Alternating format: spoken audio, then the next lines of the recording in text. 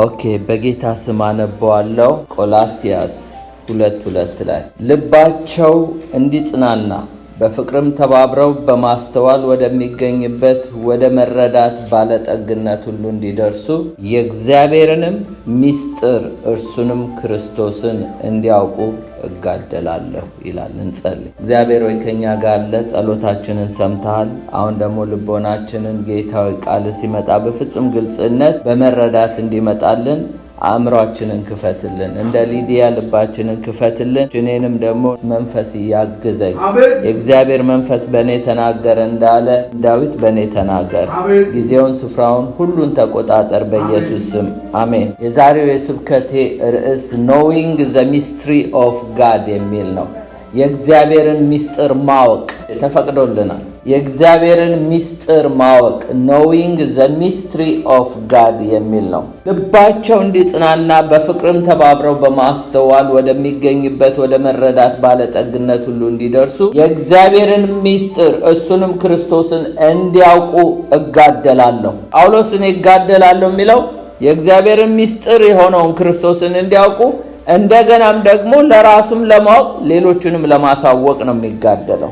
እስቲ ስለ ሚስትሪ በአዲስ ኪዳን ሚስትሪ ማለት ሚስጥር ማለት ወይም ደግሞ ሚስቲሪየስ ይለዋል። ስለዚህ ሚስጥር ማለት ነው። ጳውሎስ እንደሚለን የእግዚአብሔርን ሚስጥር እሱ ክርስቶስ ነው፣ እሱን እንዲያውቁ እጋደላለሁ ይላል። ሚስትሪ ወይም ሚስጥር ማለት መረዳትም ሆነ ለማስረዳት አስቸጋሪ የሆነ ነገር ነው። ለመረዳትም ለማስረዳትም አስቸጋሪ የሆነ ነገር ነው። something that is difficult or impossible to understand or explain ኤክስፕሌንም ለማድረግ ራሳችሁም ለመረዳት አስቸጋሪ ሆነ ነገር፣ ለሌላውም ለማስረዳት አስቸጋሪ ሆነ ነገር ማለት ነው። መጽሐፍ ቅዱስ ግን ዘወርድ ሚስትሪ የሚለው ሰዎች ሊረዱት የማይችሉትን ሙሉ በሙሉ የተደበቀ ዘላለማዊ ክስተትን አያመለክት። መጽሐፍ ቅዱስ አጭር ቃል መጽሐፍ ቅዱስ ውስጥ ያለ ሚስጥር ሁሉ አይታወቅም ማለት አይደለም፣ ይታወቃል። የመጽሐፍ ቅዱስ ሚስጥር ለዘላለም ተሰውሮ ይኖራል ማለት አይደለም። ሚስጥር ማለት ለዘላለም ተሰውሮ ይኖራል ማለት አይደለም። ቀላል ምሳሌ ልስጣችሁ። እኔና እናንተ ሳንድን በፊት የእግዚአብሔር መንግስት ነገር ሚስጥር ነበር። ታምናላችሁ አይደል? ጌታን ከተቀበልን በኋላ ነው የመንግስትን ሚስጥር ታውቁ ዘንድ ተፈቅዶላችኋል የተባለ እንጂ ሚስትሪ ነበር። አሁንም በዙሪያችን ያሉ ጌታን የማያውቁ የእግዚአብሔር መንግስት ነገር ሚስጥር ነው። ምናልባት የአሜሪካን መንግስትን ያውቃሉ፣ የኢትዮጵያ የኤርትራ መንግስት ያውቃሉ፣ ሁለት ኪንግደም እንዳለ ግን አው። ስለዚህ መንፈሳዊ አይናቸው የተከፈተ ሰዎች ብቻ ናቸው ሚስጥርን ማወቅ የሚችሉ። ሌላው ላማኞች ከዳንም በኋላ እግዚአብሔር ብዙ ሚስጥር ሊያሳውቀን እየፈለገ ካለማደጋችን የተነሳ ደግሞ ለኛም እንግዳ የሚሆኑብን ብዙ ነገሮች አሉ። ለምሳሌ ጳውሎስ ያወቀውን የተረዳውን ያህል እኛ ያልተረዳናቸው ብዙ ነገሮች አሉ። ኢቭን ጴጥሮስ እንኳን ጳውሎስ ያወቀውን ያህል ያላወቀው ነገር አለ። ታውቃላችሁ? እሱ ጳውሎስ ይንገራችሁ ይላል። ዘሞር እግዚአብሔርን በተጠጋችሁ መጠን ነው፣ አለበለዚያ ግን በደረስክበት ተመላለስ ተብሎ አንዳንዴ ወተት እየተጋትን እናረጃለን ትምልፍ ሳንል። እውነቴን ነው የምላችሁ። እግዚአብሔር ሚስጥርን ከፍቶልን ሳለ የእግዚአብሔር ሚስጥር የሆነው ክርስቶስ ነው። እሱ ግን ታውቆ የሚያልቅ አይደለም። ግን አንዳንዴ ሰዎች ስሙን ስላወቁ ሚስጥር ያወቁ ይመስላቸዋል። ምናልባት የእግዚአብሔር ምሕረት ብቻ በክርስቶስ ካየን ያወቅነው ይመስለናል። ፍቅሩን ስለቀመስን ያወቅነው ይመስለናል። የእግዚአብሔር ሚስጥር የሆነው ክርስቶስ ፓኬጁ ግን እዛ ውስጥ ነው ያለው። የመለኮት ሙላት በስጋ ውስጥ ተገልጧል። ይሄንን እንዲያውቁ እጋደላለሁ ይላል። ዛሬ ገድላችን ምንድነው እያደከመን ያለው? የእግዚአብሔርን ሚስጥር እንዲያውቁ የቆላስይስ ክርስቲያኖች እጋደላለሁ ይላል። ዘወርድ ሚስትሪ የሚለው በግሪክ ወርድ ሙስቲሪያን ይላል። ሙስቲሪያን ማለት 27 ጊዜ ተገልጧል አዲስ ኪዳን። ከ27ቱ ጥቂቶቹ ልንገራችሁ። ሚስትሪ ኢን ዘ ኒው ቴስትመንት፣ ሚስጥር በአዲስ ኪዳን። አንደኛው ዘ ሚስትሪ ኦፍ ጋድ የተባለው የእግዚአብሔር ሚስጥር የተባለው ነው። ይሄ ዛሬ ያነበብኩት የእግዚአብሔርንም ሚስጥር እሱንም ክርስቶስን እንዲያውቁ እጋደላለሁ። አንደኛው የእግዚአብሔር ሚስጥር ነው። የእግዚአብሔር ሚስጥር ክርስቶስ ነው። ክርስቶስ ተገልጧል፣ ግን እስቲል ላልተገለጠላቸው ሚስጥር ነው። ክርስቶስ ለተገለጠላቸው ተገልጧል፣ ግን እግዚአብሔር ለሁሉም ገልጦ ሳለ ለስቲል ሰዎች ሚስትሪ ሆኖባቸው ይመላለሳሉ። ሌላው ዘ ሚስትሪ ኦፍ ዘ ኪንግደም ኦፍ ሄቨን የመንግስተ ሰማያት ሚስጥር ማቴዎስ 13:3 ላይ እስከ 50 አንብቡት እናንተ። እኔ ግን ቁጥር 11 አነባዋለሁ። እርሱም መልሶ እንዲህ አላቸው፣ ለእናንተ የመንግሥተ ሰማያት ምስጢርን ማወቅ ተሰጥቷቸዋል፣ ለእነርሱ ግን አልተሰጣቸውም ይላል። አያችሁ፣ ለእነርሱ አልተሰጠም፣ ለእናንተ ግን ለዳናችሁት የእግዚአብሔርን መንግስት ሚስጥር ማወቅ ተፈቅዶላቸዋል። ሶስተኛው ሚስትሪ the mystery of the blindness of Israel የእስራኤል የመታወር የመደንዘዝ ሚስጥር during the church age ይላል። አሁን ያለነው የቤተ ክርስቲያን ዘመን ነው። በዚህ ዘመን የእስራኤል መታወር ወይም መደንዘዝ ሌላው ሚስጥር ነው። ሮሜ 11:8 ላይ 11ን በሙሉ ብታነቡት ሮሜ ስለ እስራኤል መደንዘዝ ይናገራል። ቁጥር 8 ላይ እንዲህ ይላል፣ ሌሎቹም ደነዘዙ፣ እንዲሁም ዓይኖቻቸው እንዳያዩ ጆሮቻቸውም እንዳይሰሙ እግዚአብሔር የእንቅልፍ መንፈስ እስከ ዛሬ ድረስ ሰጣቸው ተብሎ ተጽፏል። የእስራኤል መደንዘዝ ሚስጥር ነው። ክርስቶስ ከነሱ ነው የመጣው። ሕግ ከነሱ ነው የመጣው። ቀድሞ ከኛ በፊት እግዚአብሔርን ያወቁ እነሱ ናቸው። አሁን ግን አሕዛብ ሙላት እስከሚሆን ድረስ በእነሱ ላይ ድንዛዜ ሆነ። the mystery of the blindness of Israel። አራተኛው ሚስጥሪ the mystery of church rapture የመነጠቅ ሚስጥር። ቤተክርስቲያን የመነጠቋ ሚስጥር በአንደኛ ቆሮንቶስ 15 ከ51 እስከ 52 አንብቡት። እነሆ አንድ ሚስጥር እነግራችኋለሁ ይላል። ምንድነው ይሄ ሚስጥር? ጳውሎስ ሁላችን አናንቀላፋም። እስቲ በሉት ሁላችሁ። ሁሉም ሰው በመሞት ከዚህ ዓለም አይሄድ። ጌታ ዛሬ ከመጣ የሞቱት ይነሳሉ፣ ያሉት በህይወት ይነጠቃሉ። እኛ የዚህ ጄኔሬሽን እንኳን በመሞት ቢሄድ የሚመጣው ጄኔሬሽን አይሞት፣ ወይም ሊመጣ ያለው ጄኔሬሽን ጌታ ከመጣ በራፕቸር ነው። ይሄን አንድ ሚስጥር እነግራችኋለሁ። ሁላችን አናንቀላፋ፣ ነገር ግን የኋለኛው መለከት ሲነፋ ሁላችን በድንገት በቅጽበት አይን እንለወጣለን። መለከት ይነፋል፣ ሙታን የማይበሰብሱ ሆነው ይነሳሉ፣ እኛም እንለወጣለን። ሁሉም ሰው አያንቀላፋ። ሁሉም ሰው በሞት ከዚህ ዓለም አይሄድም። ግማሹ በመነጠቅ ነው። ቀድሞ የሞተ ቀድሞ ይነሳል። ስለዚህ ይሄ ማለት የቤተ ክርስቲያን የመነጠቅ ሚስጥር ይባላል። አምስተኛው the mystery of the church as the body of Christ ወይም ደግሞ mystery of one new man የአንድ አዲስ ሰው ሚስጥር። እዚህ ጋር ኤፌሶን ምዕራፍ 2 ከ14 እስከ 15 አነበዋለሁ። እንደዚህ ይላል፣ እርሱ ሰላማችን ነውና ሁለቱን ያዋሃደ በአዋጅ የተነገሩትን የትእዛዛትን ሕግ ሽሮ በመካከል ያለውን የጥል ግርግዳ በስጋው ያፈረሰ፣ ይህም ከሁለታቸው አንድን አዲስ ሰው በራሱ ይፈጥር ዘንድ ሰላምን ያደርግ ዘንድ ጥልን በመስቀል ገሎ በእርሱ ሁለታቸውን አንድ አካል ከእግዚአብሔር ጋር ያስታርቅ ዘንድ ነው ይልና፣ መጥቶም ርቃችሁ ለነበራችሁት ለእናንተ ሰላምን፣ ቀርበውም ለነበሩት ሰላምን የምስራች ብሎ ሰበከ። ማን? ኢየሱስ። የራቁት እኛ ነን፣ የቀረቡት እስራኤሎች ናቸው። ስለዚህ እነዚህን ሁለቱን ያዋሃደ ቤተክርስቲያን ማለት የአይሁድና የግሪክ ወይም ደግሞ የአሕዛብና የአይሁዶች ተዋህዶ የሁለቱ ውህደት፣ ከሁለቱ ውህደት አንድ ሰው ወጥቷል። ያ ኒውማን የሚባለው ነው። ስለዚህ ቤተክርስቲያን አካል የሚላት ኢየሱስ አይሁዶችን አይደለም ወይም አሕዛቦችን አይደለም፣ ከሁለቱ የተዋሃዱትን። ለምሳሌ ቲቶ ሙሉ በሙሉ የግሪክ ሰው ነው፣ አባቱም እናቱም። ጢሞቴዎስ እንኳን ሃፍ ካስት ነው። ነገር ግን ጳውሎስ ደግሞ ሙሉ በሙሉ አይሁዳዊ ነው። ሁለቱም ግን በጌታ አይን አንድ ናቸው። ዛሬ ይሄ ሚስትሪ ነው ይላል ጳውሎስ። ስለዚህ ሲናገር ኤፌሶን 3:3 ላይ አስቀድሜ ባጭሩ እንደጻፍኩት ይህን ሚስጥር በግልጥ አስታወቀኝ ይላል። ይህም ስታነቡ የክርስቶስን ሚስጥር እንዴት እንደማስተውል ልትመለከቱ ትችላላችሁ ይላል። ይሄ ሴክሬት ለኔ ነው የተገለጠልኝ ነው የሚለው ጳውሎስ። ዳንኤል ራእይ አይቷል። የእስራኤልን መጨረሻ ማለት ከራእይ ምዕራፍ 6 አንስቶ እስከ ምዕራፍ 18 ወይም 19 ያለውን ዳንኤል በራእዩ አይቷል።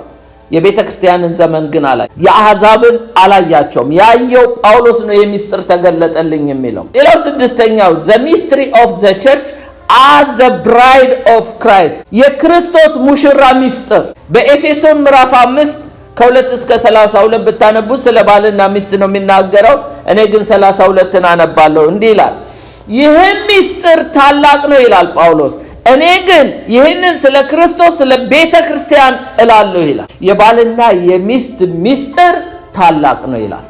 በሁለቱ መሃል ያለው ኢንቲሜሲ እግዚአብሔር ሁለቱን እንደ አንድ ነው የሚያያቸው። ባልና ሚስት ሁለት አይደሉም በእግዚአብሔር አይደል። ሁለቱን አንድ ሆኗል ብሎ በዘፍጥረት ላይ የሚናገረው ይሄ ሚስትሪ ነው። የዚህ ሚስጥር ታላቅ ነው። እኔ ግን ስለ ባልና ሚስት ሳይሆን ስለ ክርስቶስና ስለ ብራይድ ግሩምና ስለ ብራይዷ ስለ ቤተክርስቲያን ነው የምናገረው ይላል። እቺ ብራይድ የተባለችው ቤተክርስቲያን በራዕይ ምዕራፍ 19 ከ7 እስከ 9፣ ራዕይ ምዕራፍ 21 ቁጥር 9 እና ራዕይ ምዕራፍ 22 17 ታገኙታላችሁ። ሌላው ሰባተኛው the mystery of Christ indwelling the church, mystery of Christ in us፣ የክብር ተስፋ የሆነው ክርስቶስ በእኛ ውስጥ መሆኑ ደግሞ ሌላው ሚስጥር ነው። ቆላስይስ 1 ከ26 እስከ 27 እንዲህ ይላል፣ ይህም ቃል ከዘላለምና ከትውልዶች ጀምሮ ተሰውሮ የነበረ ሚስጥር ነው ይላል። አያችሁ፣ ሚስጥር ነው። አሁን ግን ለቅዱሳን ተገልጧል ይላል። ሚስትሪ ሆኖ ለዘላለም አልቀረም፣ ለቅዱሳን ተገልጧል ይላል። ለእነርሱም ይላል እግዚአብሔር በአሕዛብ ዘንድ ያለውን የዚህ ሚስጥር ክብር ባለጠግነት ምን እንደሆነ ሊያስታውቅ ወደደ። ሚስጥሩም ይላል የክብር ተስፋ ያለው ክርስቶስ በእናንተ ዘንድ መሆኑ ነው ይላል። የክብር ተስፋ ያለው ክርስቶስ በእኛ በአሕዛቦች መካከል በእኛ ውስጥ መኖሩ ማደሩ it is a mystery። የእግዚአብሔር መንፈስ ማደሪያ ማድረጉ፣ እኛን መቅደሱ ማድረጉ፣ የእሱ ቴምፕል መሆናችን ትልቅ ሚስጥር ነው ይላል ጳውሎስ። የክርስቶስ በእኛ ውስጥ መኖር ትልቅ ሚስጥር ነው። አንድን ሰው ሂዱና እስቲ እግዚአብሔር በእኔ ውስጥ አድሯል ብትሉት፣ እንደናንተው እየበላ እንደናንተው እየጠጣ እንደናንተው እየተራመደ ያለን ሰው እግዚአብሔር በእኔ ውስጥ አለ ብትሉት፣ የክብር ተስፋ የሆነው ክርስቶስ ሰማይ ምድርን የፈጠረው እኔ ውስጥ ይኖራል ብትሉት የማን ሞኝ ነው የሚላችሁ? ሚስትሪ ነው ለዛ ሰው። ለአንተና ለእኔ ተገልጦልኝ ነው። ለሌሎቹ ግን ሚስትሪ ነው። አይቀበሉትም፣ አያምኑትም። ምክንያቱም የክብር ተስፋ ክርስቶስ በእኛ ውስጥ ማደሩ ራሱ ሌላው ሚስጥር ነው። ስምንተኛው the mystery of the ministry of the Holy Spirit in the church፣ በቤተ ክርስቲያን ውስጥ የመንፈስ ቅዱስ አገልግሎት ሚስጥር። አንደኛ ቆሮንቶስ ምዕራፍ 2 ከቁጥር 6 እስከ 16 አንብቡት። እኔ 6 እና 8 ብቻ ነበዋለሁ።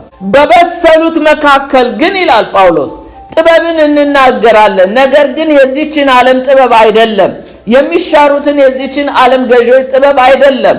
ነገር ግን እግዚአብሔር አስቀድሞ ከዘመናት በፊት ለክብራችን የሰወረውን ተሰውሮ የነበረውን የእግዚአብሔርን ጥበብ በሚስጥር እንናገራለን።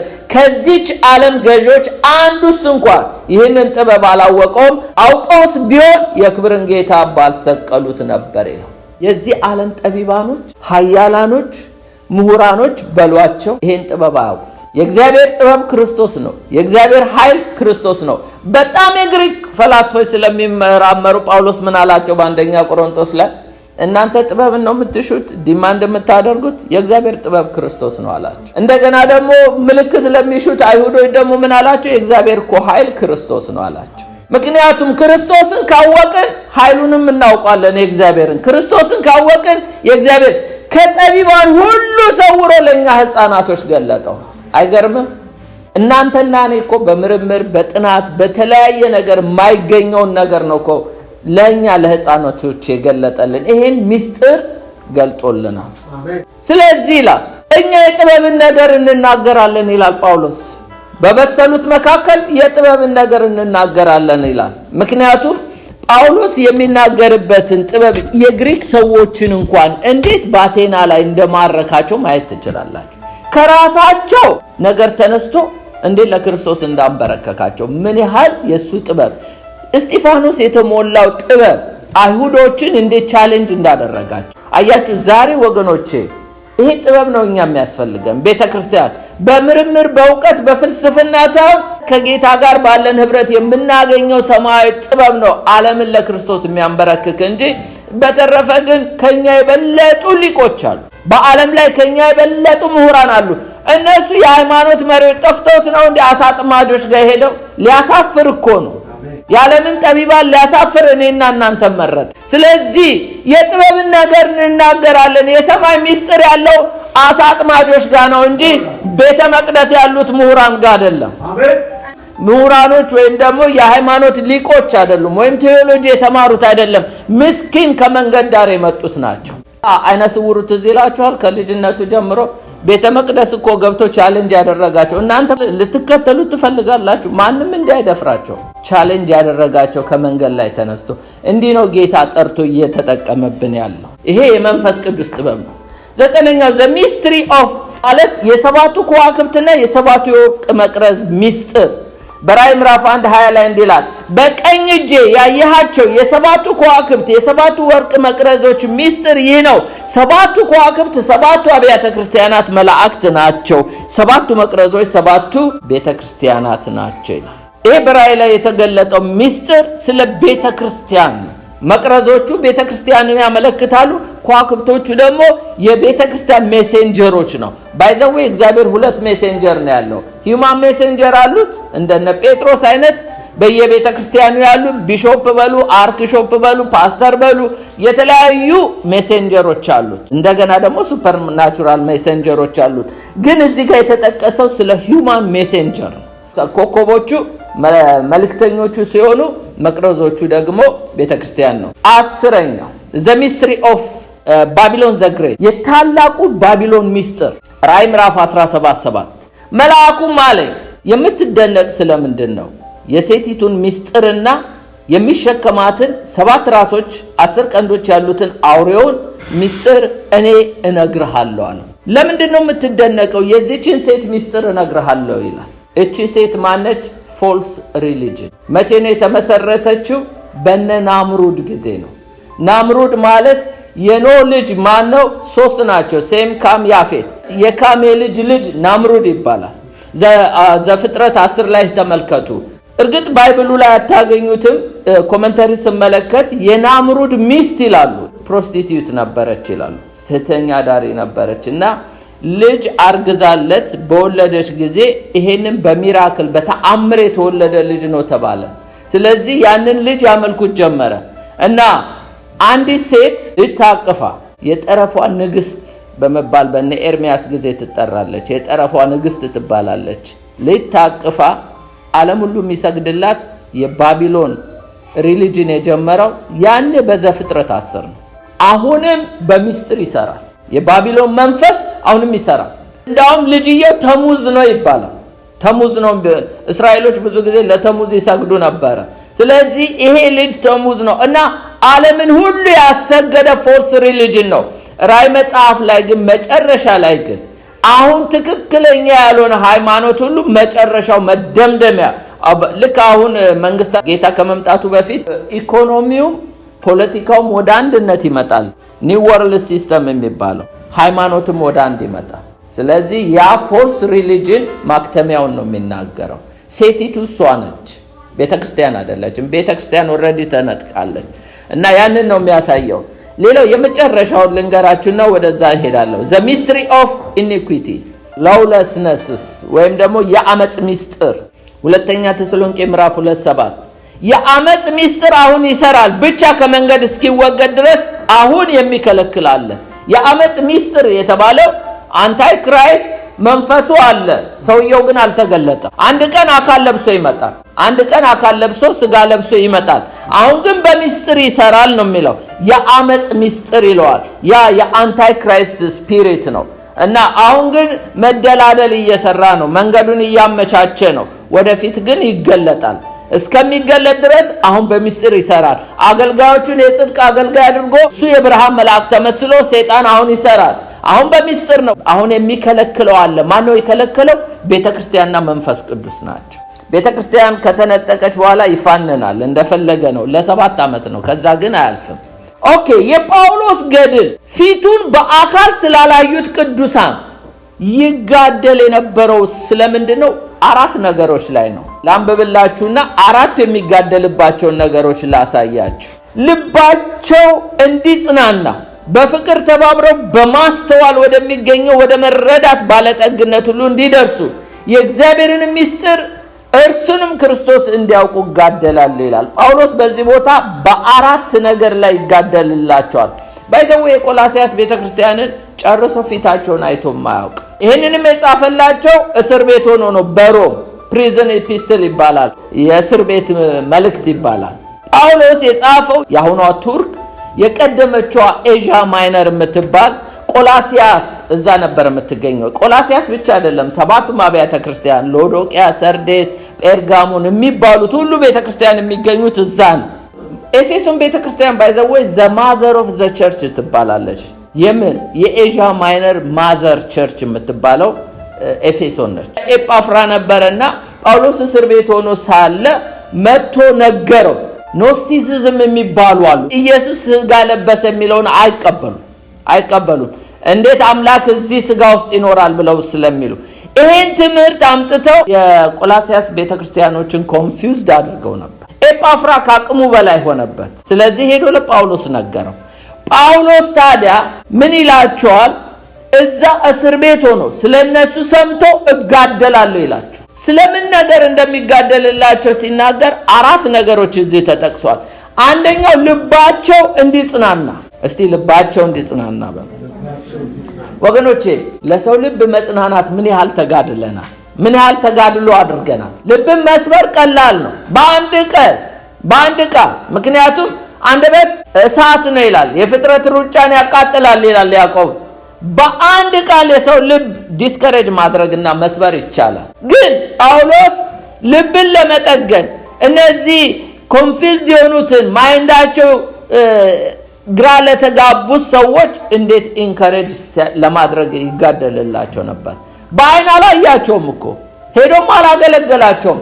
እስር ቤት ሆኖ ለራሱ እስር ላይ ሆኖ የቁም እስረኛ ነው። ባይዘዌ እስር ቤት ሲባል ጄል ውስጥ አልገባም።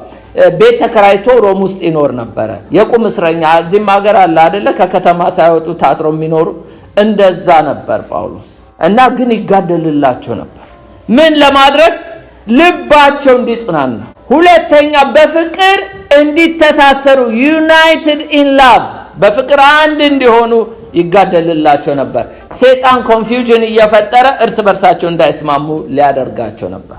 ቀደማይ ነበረና አንድን ጎሽን ሊበላው አንበሳ ብዙ ሆነው ከበቧት፣ ግልገሏን ሊበሉ ሲረባረቡ እናትየው ስትታገል አቃታት፣ በዙባት። ከዛ የሷ ግሩፖች መጥተው በቀንድ ሲሏቸው የአንበሳው መንጋ በተኑ። ታያችሁ፣ አንድ ብቻችንን አንችለውም ክርስትና። በግሩፕ ከሆነን ግን አንዱ ስንት ያሳድዳል፣ ሁለቱ ስንት ያሳድዳል። ሰልፉ ቀላል አይደለም።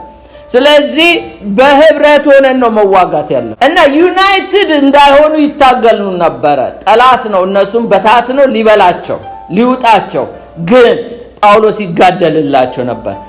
ሶስተኛው ፎከስ የማደርግበት በተለይ እነዚህ ሁለቱ ላይ ነው። በማስተዋል ወደሚገኝ ወደ መረዳት ባለጠግነት ሁሉ እንዲደርሱ ይላል። አያችሁ፣ በማስተዋል ወደሚገኝ ወደ መረዳት ባለጠግነት ሁሉ እንዲደርሱ። በማስተዋል ወደሚገኝ መረዳት መድረስ ማለት ምን ማለት ነው? እሱን ዲፋይንና መንፈሳዊ መረዳት ማለት ስፒሪቹዋል ኖሌጅ። መጀመሪያ ስፒሪቹዋል ኖሌጅ ማለት እውነትን የመረዳት ችሎታ ማለት ነው። ሁለተኛ ስፒሪቹዋል ዊዝደም ማለት የተረዳነውን ነገር አጥብቀን ይዘን የመቆም ችሎታ ማለት ነው። ሶስተኛ ስፒሪቹዋል አንደርስታንዲንግ ማለት ነገሮችን የመገምገም ብቃት ወይም ደግሞ the ability to discern ማለት ክፉን ከደጉ መለየት ዲሰርን ማድረግ ማለት ነው። አንድ ሰው መረዳት አለው ማለት spiritual knowledge plus spiritual wisdom plus spiritual understanding፣ እነዚህ ሶስቱ ተደምረው ነው አንድ ሰው ተረዳሚ። ኖሌጅ ብቻ ይዛችሁ በቂ አይደለም። ዕውቀት ብቻ ይዛችሁ ዊዝደም ከሌለ አትጸኑ። ዕውቀት አንዳንዴ የተማራችሁት እንኳን ትምህርት ስንቱ ተኗል አይደል እንዴ? ዊዝደም ካለ ግን የተረዳኑን ነገር አጥብቀን እንድንይዝ መቆም ችሎታ ነው። ሌላው አንደርስታንዲንግ ያስፈልጋል። ክፉን ከደጉ የምንለይበት ዲሰርን የምናደርግበት። እነዚህ ሶስቱ ነገሮች ተደምረው እኛን ወደ ምን ያመጡናል? ወደ መረዳት ያመጣናል። መረዳት ብቻ አይደለም፣ የመረዳት ባለጠግነት። እስቲ በሉት።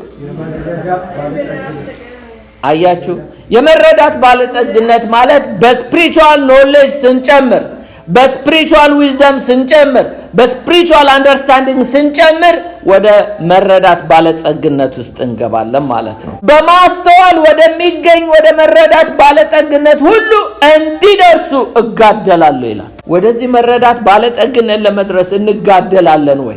ሌሎቹንስ ለማድረስ እንጋደላለን ወይ? ስለዚህ መጋደል ያለብን ለራሳችንም ሆነ ለሌሎች ሰዎች ስፒሪቹዋል ዕውቀት እንዲኖራቸው፣ የመረዳት ችሎታ እንዲኖራቸው፣ የተረዱትን ነገር ደግሞ አጥብቀው መያዝ እንዲችሉ ስፒሪቹዋል ዊዝደም ያስፈልጋል። እነዚህ ነገሮች በጸሎት ነው የሚገኙት። በጸሎት ሌላው ደግሞ በእግዚአብሔር ቃል ነው። እንዴት ነው በእግዚአብሔር ቃል የሚገኘው? ሁለተኛ ጢሞቴዎስ 3:15 ላይ እንደዚህ ይላል፣ ከሕፃንነት ጀምረ ክርስቶስ ኢየሱስን በማመን መዳን የሚገኝበትን ጥበብ ሊሰጡ የሚችሉትን ቅዱስ መጽሐፍ አውቀሃል ይላል። መዳን የሚገኝበትን ጥበብ ይላል። የእግዚአብሔር ጥበብ የሚገኘው አንዱ ከእግዚአብሔር ቃል ነው። እኛ በእግዚአብሔር ፊት ስንቀመጥ መንፈስ ቅዱስ መጥቶ አይምሮአችንን ከፍቶ ወደ መረዳት ባለጠግነት ውስጥ ይከተናል። ዕውቀትን እየሰጠ መረዳትን እየሰጠ። ስለዚህ መጸለይ የሚያስፈልገው በእግዚአብሔር ቃል። ግን ለዚህ ነገር ማንደክም ከሆነ በእግዚአብሔር ቤት ተወልደን ኢየሱስ ያድናል የሚለውን ብቻ እየተናገርን ማርጀት አለ፣ ሳናድግ እልፍ ሳንል። ግን እግዚአብሔር ብዙ ሚስጥሮች እንድናውቅ የልቡን ሊያጫውተን ሁሉ ይፈልጋል። ሌላው እንግዲህ የእግዚአብሔርንም ሚስጥር እሱንም ክርስቶስን ለማወቅ ይጋደልላቸው ነበረ። ክርስቶስን ለማወቅ መጋደል ማለት ምን ማለት ነው? ባይዘወይ የእግዚአብሔር ሚስጥር ክርስቶስ ነው እያለን ነው ጳውሎስ። እሱን ለማወቅ እንዲችሉ ይጋደልላቸው ነበር።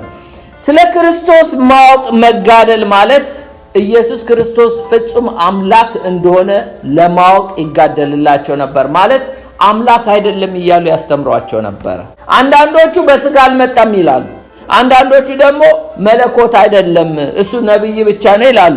አሁንም በዘመናችን አሉ። አሁን ጆሆቫ ዊትነስ ኢየሱስ ማን እንደሚለው ታውቃላችሁ? ሚካኤል ነው የሚለው። ሞርሞኖች ማን እንደሚሉት ታውቃላችሁ? የሉሲፈር ወንድም ነው የሚሉት ኢየሱስ። ሙስሊም ምንድነው የሚለው? ነብይ ነው የሚለው። ይሄንን እንግዲህ እንዲያውቁ መጋደል ማለት እኮ ነው። አያችሁ? ይሄ ትምህርት ደግሞ ወደ ቤተክርስቲያን ከገባ ብዙ ኮንፊውዥን ነው የሚፈጥረው። ስለዚህ ይሄንን ክርስቶስ አምላክ እንደሆነ ክርስቶስ ፍጹም ሰው እንደሆነ እንዲያውቁ ጋደላል ይላል። ሌላው ስለ ፕሪ ኤግዚስተንስ ኦፍ ክራይስት ኢየሱስ ክርስቶስ በስጋ ሳይመጣ በፊት እኮ በብሉይ ኪዳን ተገልጧል። እሱን እንዲያውቁ ጋደላል ይላል። ሌላው የክርስቶስን ባህሪ እንዲያውቁ። ብዙ ጊዜ ክርስቶስ ኢየሱስ ፍቅር ነው፣ መሐሪ ነው። አዎ እሱ በሰውነቱ የተገለጠው ነው። ግን እኮ ፍጹም አምላክ መሆኑን ደግሞ የሚያሳዩ ብዙ ባህሪያቶች አሉት። እሱን እንዲያውቁ ጋደላለሁ። አሳንሰውት ነበረ። እነዚህ ኖስቲሲዝም የተባሉ ክርስቶስን አሳንሰውን ነበር። ጳውሎስ ግን ብልጫውን እያሳየ ይጸልይላቸው ነበር። ሌላው የኢየሱስ ክርስቶስ ሕይወት የመለኮት ዕቅድ ፍጻሜ እንደሆነ እንዲያውቁ። ታውቃላችሁ እግዚአብሔር መለኮታዊ ዕቅዱን የፈጸመው በክርስቶስ ኢየሱስ ነው። Jesus life the fulfillment of a divine plan ይላል። የኢየሱስ ክርስቶስ ሕይወት የመለኮት ፍጻሜ ነው። ሌላው ሚራክልስ ኦፍ ጂሰስ ኢየሱስ ክርስቶስ አወላለዱ ራሱ ሚራክል ነው። ተወልዶም ከወጣ በኋላ ደግሞ ሚራክል ነው። እስቲ ተመልከቱ ኢየሱስ ክርስቶስ እንዴት ነው ሰማይ ምድርን የፈጠረ? እንደውም ሰማይ ምድር ሳይፈጠር የነበረ አንዲት ብላቴና ሴት ማህፀን ውስጥ ይሄ ትልቅ አምላክ እንዴት ገብቶ አደረ? አንዳንዴ እኮ አናስተውለውም።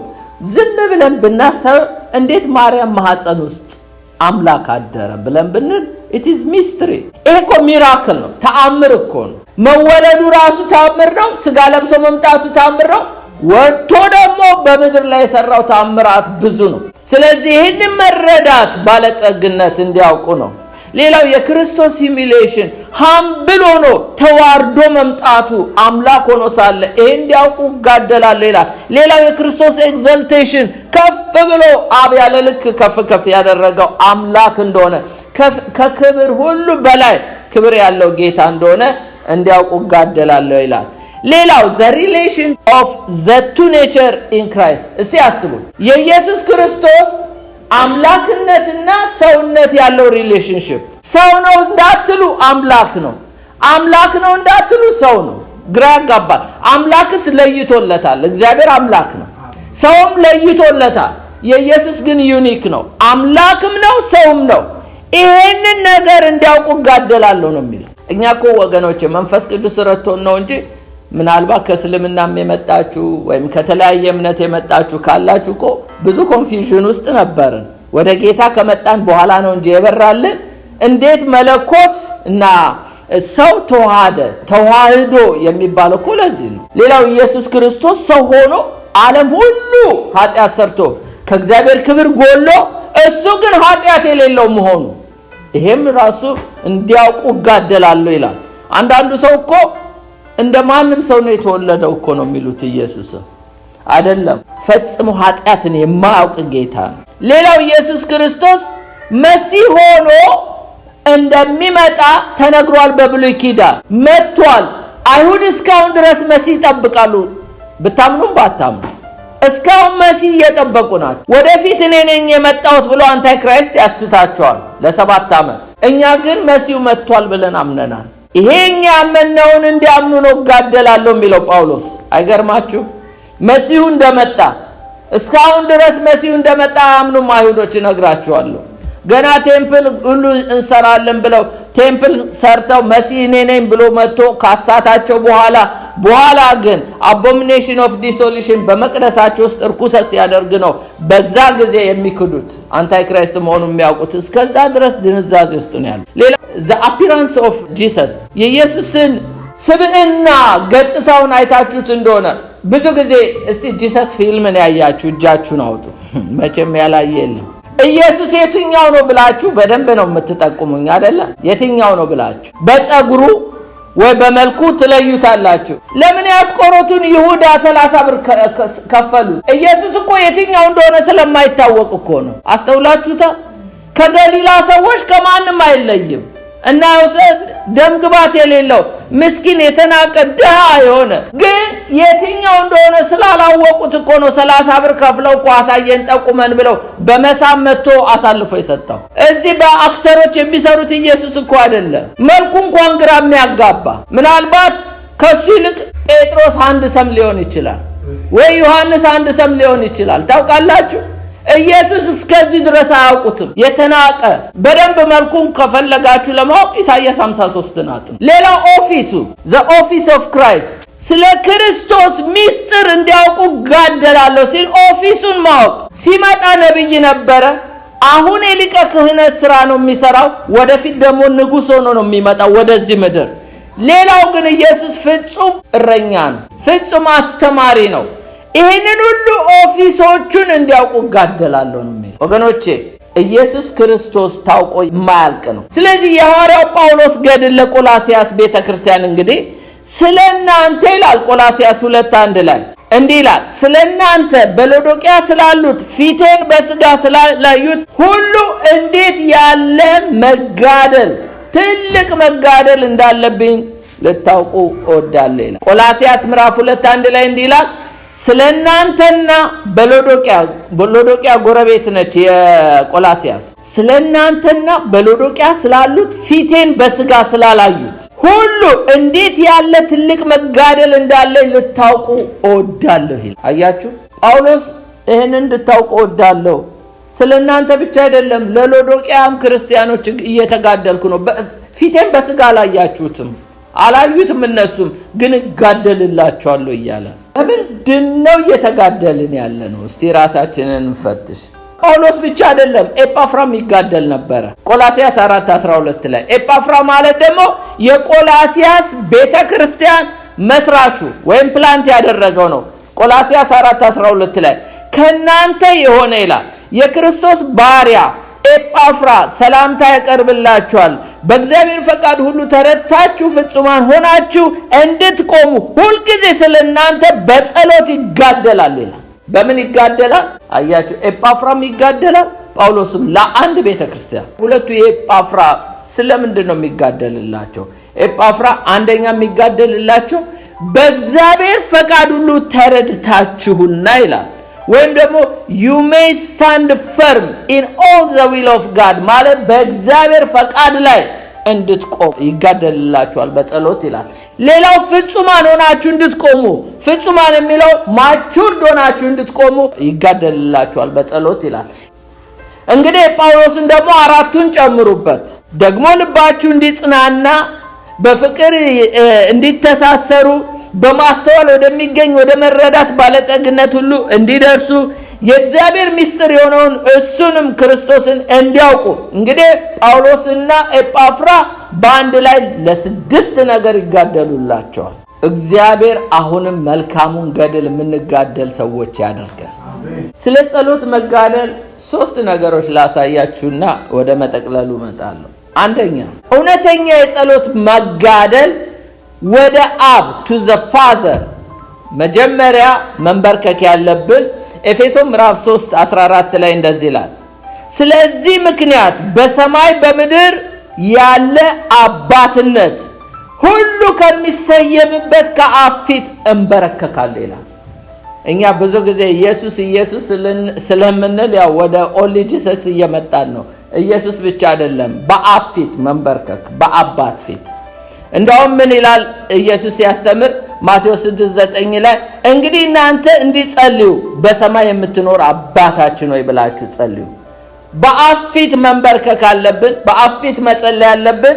ሁለተኛ በጸሎታችን ደግሞ in the name of Jesus መሆን አለበት፣ በኢየሱስ ስም። ዮሐንስ 16:24 ላይ እስካሁን በስሜ ምንም አልለመናችሁም፣ ደስታችሁ ፍጹም እንዲሆን ለምኑ ትቀበላላችሁ ይላል። in the name of Jesus በአብ ፊት እንበረከካለን። in the name of Jesus ነው የምንጸልየው። ሌላው ደግሞ ዮሐንስ 14:13 ላይ እኔ ወደ አብ እሄዳለሁ፣ አብ ስለ ወልድ እንዲከብር በስሜ ብሏል ኢየሱስ። የምትለምኑትን ሁሉ አደርጋለሁ፣ ማናቸውንም ነገር በስሜ ብትለምኑ እኔ አደርጋለሁ። in the name of Jesus። ሶስተኛው by the power of Holy Spirit በመንፈስ ቅዱስ ኃይል በመንፈስ ስንጋደል በአብ ፊት ነው የምንበረከከው። in the name of Jesus ነው የምንጸልየው። ሌላው ደግሞ by the power of Holy Spirit በመንፈስ ቅዱስ ኃይል ነው። ይሁዳ 1:20 ላይ እንዲላል እናንተ ግን ወዳጆች ሆይ ከሁሉ ይልቅ በተቀደሰ ሃይማኖት ራሳችሁን ለማነጽ እየተጋችሁ በመንፈስ ቅዱስ እየጸለያችሁ ይላል። እስቲ በመንፈስ ቅዱስ እየጸለያችሁ በሉ። ለምንድን ነው በመንፈስ ቅዱስ መጸለይ ያለብን? ሮሜ 8:26 ላይ እንዲሁ ደግሞ መንፈስ ድካማችንን ያግዛል፣ እንዴት እንድንጸልይ እንደሚገባን አናውቅምና፣ ነገር ግን መንፈስ ራሱ በማይነገር መቃተት ይማልድልናል ይላል። ስለዚህ መንፈስ ቅዱስ የእግዚአብሔርን ሐሳብ ስለሚያውቅ በማይነገር መቃተት ስለሚማልድልን ስንጸልይ በአብ ፊት ተንበርክከን in the name of Jesus በመንፈስ ቅዱስ መሆን አለበት። ገድላችን እንደዛ ነው። አብን፣ ወልድን፣ መንፈስ ቅዱስ ኢንተርፊር ማድረግ አለባቸው በጸሎታችን ውስጥ። ኦንሊ ጂሰስ ማለት የለብንም። እኛ ኦንሊ ጂሰሶች አይደለንም። ሐዋርያው ጳውሎስ የእግዚአብሔርን ምስጢር እሱን ክርስቶስን እንዲያውቁ ለምን መጋደል አስፈለገው ብንል ቆላስይስ 2:9 ላይ በእርሱ የመለኮት ሙላት ሁሉ በሰውነቱ ተገልጦ ይኖራል ይላል። በኢየሱስ ውስጥ የመለኮት ሙላት ሁሉ በሰውነቱ ተገልጦ ይኖራል ይላል። ታውቃላችሁ፣ የመለኮት ሙላት በክርስቶስ ውስጥ ተገልጦ እየኖረ መጋደል ያስፈለገው ይሄንን ግን የማያውቁ ስለነበሩ ነው። 4 አይነት ግሩፖች ላሳያችሁ። አንደኞቹ ክርስቶስ ፈውሷቸዋል፣ ነገር ግን የመለኮት ሙላት በክርስቶስ ውስጥ እንደተገለጠ አያውቁም። ሌሎቹ ደግሞ ክርስቶስን እየጠበቁ ነው፣ ነገር ግን የመለኮት ሙላት በክርስቶስ እንደተገለጠ አያውቁም። ሶስተኞቹ ክርስቶስን ያጋፉታል፣ ይከተሉታል፣ ነገር ግን የመለኮት ሙላት በክርስቶስ እንደተገለጠ አያውቁም። አራተኞቹ ክርስቶስን ይከተሉታል እንደ ደቀ መዝሙር፣ ግን የመለኮት ሙላት በእሱ እንደተገለጠ አያውቁም። እነዚህ እነማን ናቸው? ዮሐንስ ምዕራፍ 9:17 ላይ የምታውቁት ያ ከልጅነቱ ጀምሮ አይነ ስውር የነበረው ስለዚህ ሰው ማን ነው ትላለህ ሲሉት ነብይ ነው አለ። ማንን? ኢየሱስን። የመለኮት ሙላት በስጋው የተገለጠውን ጌታ አያውቀውም፣ ግን ጌታ ፈውሶታል። ዛሬ እኮ ጌታ ብዙ ሰዎችን ፈውሷል። ግን ኢየሱስ ማን ነው ቢባል የጳውሎስ ገድል እንግዲህ እዚህ ጋር ነው። የእግዚአብሔር ምስጢር የሆነውን ክርስቶስን እንዲያውቁ ጋደላለሁ አለ። ተፈውሰው ክርስቶስን የማያውቁ ሰዎች አሉ። ከዚህ ጠብቀን ዮሐንስ 9:35 ላይ ተገለጠለትና ኢየሱስ በውጪ እንዳወጡት ሰማና አንተ በእግዚአብሔር ልጅ ታምናለህ አለው። ኢየሱስ ክርስቶስ መለኮት እንደሆነ ሲነግረው እርሱም መልሶ ጌታ ሆይ በእርሱ አምን ዘንድ ማን ነው አለ። ኢየሱስም አይተዋል፣ ካንተ ጋር የሚነጋገረው እሱ ነው አለው። እርሱም ጌታ ሆይ አምናለሁ ብሎ ሰገደለት። የመለኮት ሙላት በክርስቶስ እንደተገለጠ አውቆ ስግደት አቀረበ። ጳውሎስ እዚህ ጋር ጋደላለሁ የሚለው ብዙ ሰዎች ተፈውሰው በጌታ ተዳሰው ግን የመለኮት ሙላት ወይም ደግሞ የእግዚአብሔር ምስጢር የሆነውን ክርስቶስን አያውቁት። ሌላው ክርስቶስ ኢየሱስን ደግሞ እየጠበቁ ማያውቁታሉ። የሰማርያዊቷን ሴት ትዝ ይላችኋል። ዮሐንስ 4:25 ላይ ክርስቶስ የሚባል መሲህ እንዲመጣ አውቃለሁ፣ እርሱ ሲመጣ ሁሉን ይነግረናል አለችው። ኢየሱስም የምነግርሽ እኔ እርሱ ነኝ አላት። እያመነዘረች ነው መሲሁን የምትጠብቀው። ዛሬም እኮ ክርስቲያንን የሚሉ አሉ። እሷ በእርግጥ ሀፍካስት እስራኤላዊ ነች። ዛሬ በስመ ክርስቲያን ብዙ የሉም እንዴ? ብዙ ክርስቲያኖች አሉ። ይሰክራሉ፣ ይጠጣሉ፣ ያመነዝራሉ፣ ግን ጌታን እንጠብቃለን ይላሉ አይደል እንዴ? ግን እነዚህ ሰዎች እንዲያውቁት እጋደላለሁ ነው የሚለው ጳውሎስ። ምክንያቱም እያመነዘሩ ክርስቶስን እየጠበቁ ነገር ግን የመለኮት ሙላት በምድር በስጋ ተገልጦ እንደመጣ ማያውቁ ብዙ ሰዎች አሉ። ሌላው ክርስቶስን እያጋፉ ደግሞ የማያውቁ አሉ። ማቴዎስ 16:13 ላይ ኢየሱስም ወደ ፊልጶስ ቂሳርያ ሀገር በደረሰ ጊዜ ደቀ መዛሙርቱን ሰዎች የሰውን ልጅ ማን ይሉታል ብሎ ጠየቀ። እነርሱም አንዳንዱ መጥምቁ ዮሐንስ፣ ሌሎቹ ኤልያስ፣ ሌሎቹ ኤርሚያስ፣ ሌሎቹ ደግሞ ከነቢያት አንዱ ነው። አንዱም ሰው የእግዚአብሔር ልጅ ነህ ክርስቶስ ነህ አላለው። ለምን? ሁሉም ያጋፉታል እንጂ የመለኮት ሙላት በክርስቶስ እንደተገለጠ አያውቁ። ያጋፉ። ዛሬ ክራውድድን አትመልከቱ። ክርስቶስ የግል ነው፣ በግል የምንከተለው ነው። የሚያሳዝነው ደግሞ ክርስቶስን እየተከተለ የመለኮት ሙላት በሱ እንደተገለጠ ያላወቀ አንድ የቅርብ ሰው ላሳያችሁ። ዮሐንስ 1:43 ላይ በነገውም ኢየሱስ ወደ ገሊላ ሊወጣ ወደደ። ኢየሱስ ነው የወጣው። ፊልጶስን አገኘው ይላል። ተከተለኝ አለው፣ ተከተለው። ፊልጶስ ደግሞ ከእንድርያስ እና ከጴጥሮስ ከተማ ቤተሳይዳ ነበርና ፊልጶስም ናትናኤልን አገኘውና ሙሴ በሕግ በነቢያት ስለ እርሱ የጻፉትን የዮሴፍን ልጅ የናዝሬቱን ኢየሱስን አግኝተነዋል። የማን ልጅ አለ? ማለቱ እኮ ማርያምና ዮሴፍ የወለዱትን ልጅን አገኘን። ኢየሱስ እንደዛ ነው እንዴ? አያችሁ፣ የመለኮት ሙላት ማን የጠራው? ጌታ ነው። ማንን ነው የሚከተለው? ጌታን ነው። ጌታን እየተከተለ ጌታ ጠርቶት ግን የመለኮት ሙላት በክርስቶስ እንደተገለጠ አያውቅም። የዮሴፍ ልጅ ይለዋል። ገና የእግዚአብሔር ልጅ እንደሆነ አያውቅም። ማጠቃለያ መጋደልን በብዙ መልኩ እንመልከተው። መጋደልን በብዙ መልኩ እንመልከተው። ጸሎት ብቻ አይደለም የገድል ቦታ ወገኖች። አንደኛው ወንጌልን በመናገር ገድል አለ። ወንጌልን በመናገር ጳውሎስ ይሄ ሚስጥር የሆነውን ክርስቶስን እንዲያውቁ ጋደላለሁ ሲል አንዱ ወንጌልን በመናገር ነው። አንደኛ ተሰሎንቄ ምዕራፍ 2:2 ላይ ነገር ግን እንደምታውቁት አላቸው ለተሰሎንቄ ቅዱሳን በፊልጵስዩስ አስቀድመን መከራን ተቀብለን ተንገላታን፣ በብዙ ገድል ይላል። በብዙ ገድል የእግዚአብሔርን ወንጌል ለእናንተ እንናገር ዘንድ በአምላካችን ደፈርን ይላል። አያችሁ፣ ፊልጵስዩስ ተቀጥቅጦ ታስሮ ነው የወጣው። ኢቨን እንኳን ደማቸው እንኳን የቆሰሉት እንኳን አልደረቀም። እነ ጳውሎስ ከፊልጵስዩስ ሄደው ተሰሎንቄ ሲሰብኩ በብዙ ገድል ወደ እናንተ መተን የእግዚአብሔርን ወንጌል እንናገር ዘንድ በአምላክ ደፈርን። ገድልን ወገኖች በጸሎት ብቻ አትወስኑት። መመስከርም ገድል ነው። ሌላው ስለ ወንጌል መነቀፍ ሌላ ገድል ነው። ስለ ወንጌል መነቀፍ፣ መከራን መቀበል። ፊልጵስዩስ 1:30 ላይ በእኔ ያያችሁት ይላችኋል የፊልጵስዩስ ቅዱሳንን አሁን በእኔ እንዳለ የምትሰሙት ያው መጋደል ደርሶባችኋል ይላል። እኔ ላይ የደረሰው እናንተም ላይ ደርሶባችኋል፣ ምንም አዲስ ነገር አይደለም እያላቸው ነው። እንደው ልዩ መከራ ደረሰብኝ እንዳትሉ፣ በዓለም ላይ ያለ ቅዱሳን ሁሉ በመከራ ውስጥ ነው የሚያልፈው። ስለዚህ እኔ ብቻ ስፔሻል መከራ ደረሰብኝ እንዳትሉ። ሌላው የጸሎት ገድል አለ። በጸሎት መጋደል ያው ኤጳፍራና ጳውሎስ ምስክሮች ናቸው።